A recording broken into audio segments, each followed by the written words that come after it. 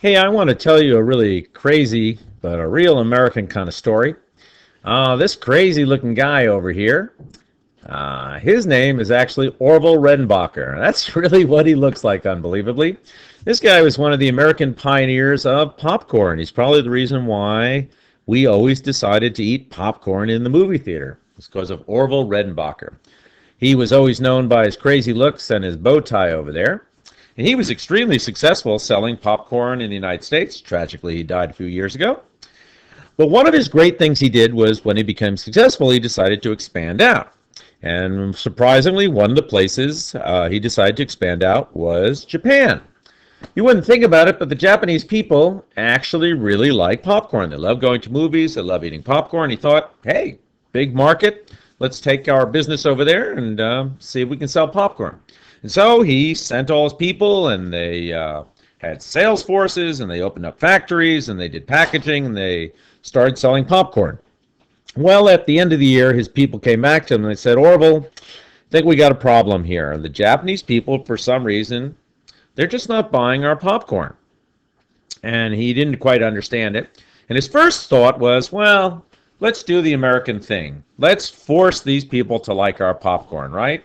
We'll go ahead and we'll have a big sales campaign, and we'll hire Japanese baseball players to promote the popcorn, and we'll have posters and special events, and we'll convince the Japanese people to like my popcorn.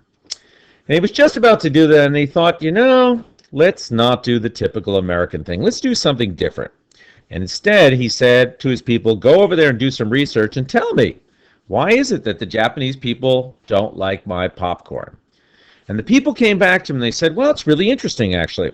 He said the Japanese people, they're really into the idea of perfection. Even with food, they think food should be perfect. It has to look a certain way. It has to be cooked a certain way. It has to be presented a certain way. That's when you go into like Japanese restaurants, even in the windows, they have models, pictures of exactly what the food is going to look like. And they said the problem with your popcorn is that there's too many kernels that don't pop. And in the Japanese, in their minds, that means it's imperfect. If you have a bag of popcorn and there's kernels at the bottom that didn't pop, it means it's no good. And he said, okay, that's really interesting. And he turned to his Q&R people, and he said, look, can you develop a popcorn that pops perfectly? And they went back to the lab, and they did. They came up with a popcorn where every single kernel will pop, no unpopped kernels, and every kernel that pops will look exactly the same. And they called this gourmet popping corn. Okay? That's what it is. Now, the secret was, how did they do it? Well, it turns out it's all about our friend water. The reason why popcorn pops is every single kernel has a little drop of water inside it, right? And as you heat up the kernel, it starts making steam. And since the kernel is sealed, there's no place to go. It builds up pressure, and finally, bang, it pops. And that's what causes popcorn. It's because of the water inside the kernel. And Orville Redenbacher's people figured out there's a sweet spot. There's a certain percentage of water that a kernel has to have so it'll pop perfectly. If it doesn't have enough, if it's too dry or it has too much water, it doesn't pop at all. Or when it does pop, it pops into little pieces. It doesn't come out perfect.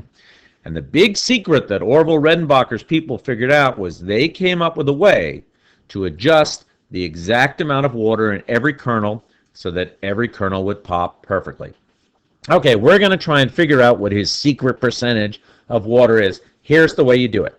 Start by taking out 20 kernels of popcorn. It's really hard to measure just one kernel, so we're going to measure 20, right? And go ahead and measure them. Go use a piece of paper and zero it, and then you're going to measure the weight of 20 unpopped kernels. And the next thing you're going to do is you're going to go ahead and take some popped corn. Either I or my substitute will have a big bowl of popcorn already ready for you. We used an air blower there. Take out 20 kernels that have already been popped, and we're going to put that weight in there. Now this weight should be less than this weight. So if you subtract the two there, right, the difference between the two should be the amount of water that was in 20 kernels.